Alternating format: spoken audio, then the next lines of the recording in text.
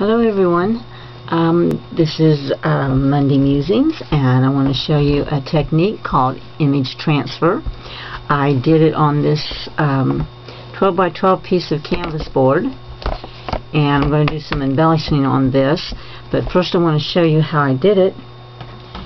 I got this little piece of canvas, and you need a laser printer to do this.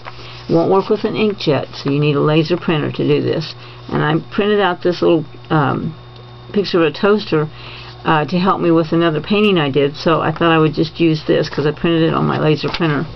And this is the canvas, and what I'm going to do is I'm going to take this decoupage by DecoArt. It's a medium for decoupaging with an image transfer, which is what this is. I'm going to spread some out on the canvas.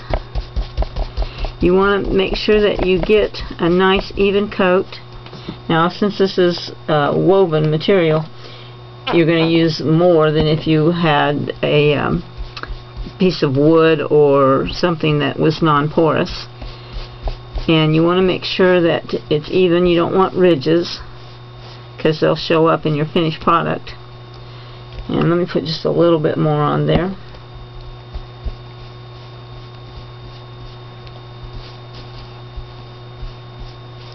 Okay, and then I'm going to take my laser printing, and I'm going to turn it face down, but I want to make sure where I put this. Oh, I see a couple of places around the edge where I missed. You want to make sure that you don't miss any places around the edges or anything.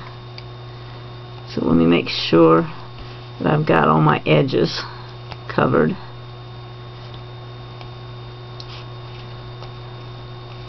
Okay, it's better. So I'm just going to take it and place it like this, so I make sure that I get my whole toaster. And then I'm going to turn it back over, and you want to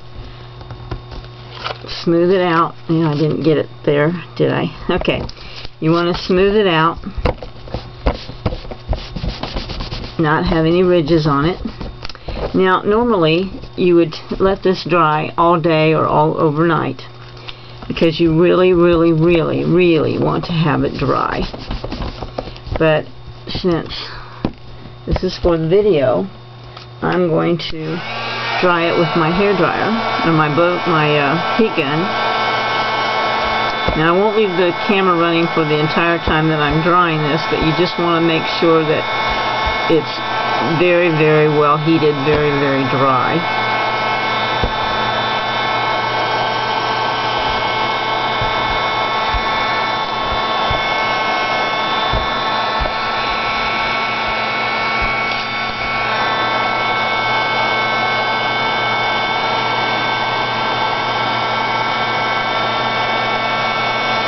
You have got to make sure that you have a very strong bond. In fact, I'm going to turn it over and dry it from this side. Brayer, and I'm going to go over it just so I can make sure of that tight fit.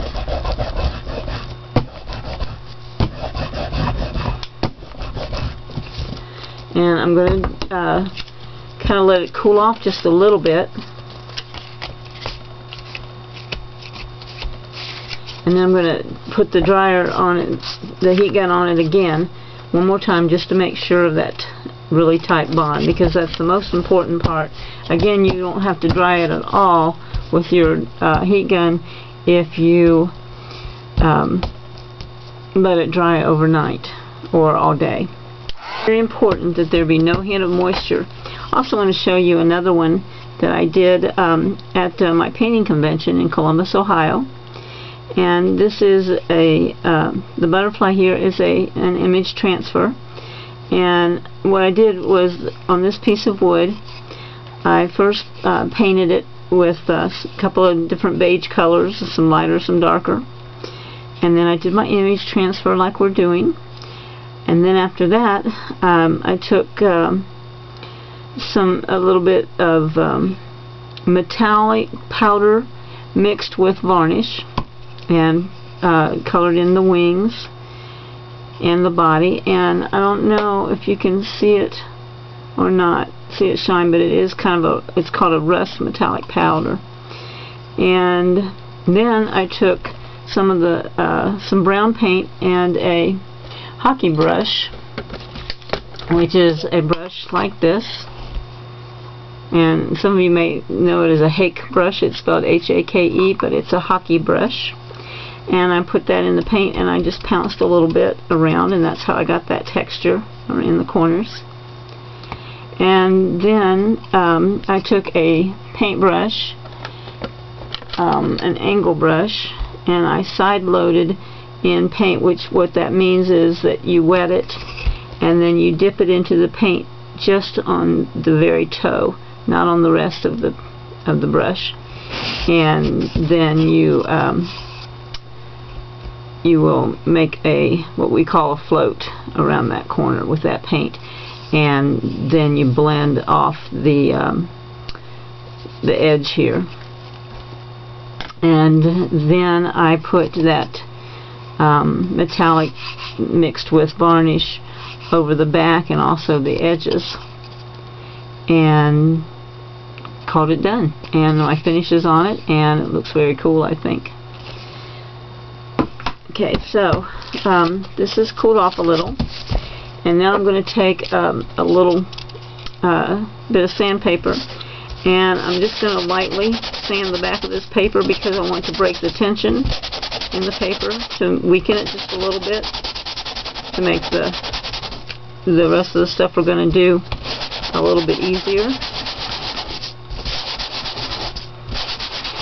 And you'll be able to tell if you hit all the areas, because over here where you haven't sanded it'll be smooth, and here you can feel that it's rough. Maybe you can hear that. Okay, then I'm going to saturate this with water.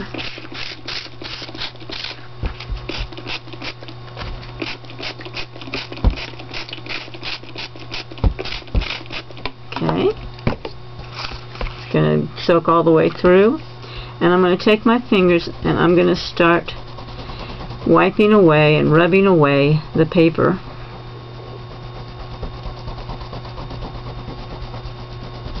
You don't want to get too hard. You don't want to rub too hard because you don't want to rub your image away.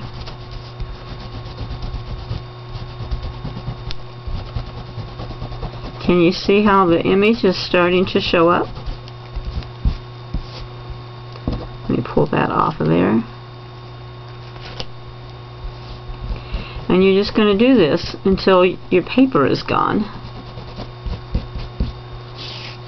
Now I rubbed a little too hard right here in these areas because the silver of my toaster isn't there, so you want to be careful about that.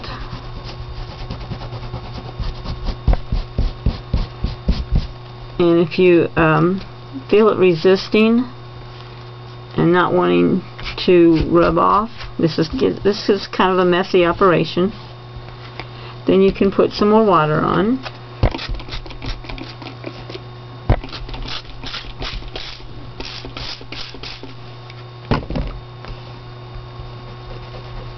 And continue to rub.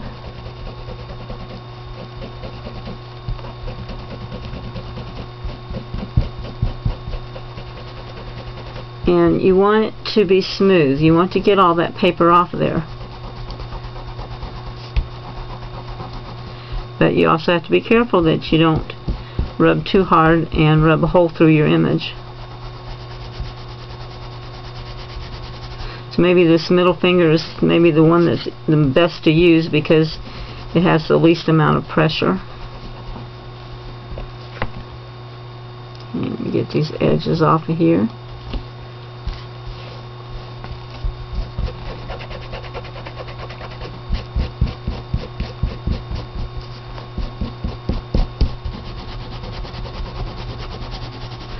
So, and you see I'm still getting some large pieces, but I'm also getting some places where I didn't quite have a good bond, and that's why these areas are coming up this way.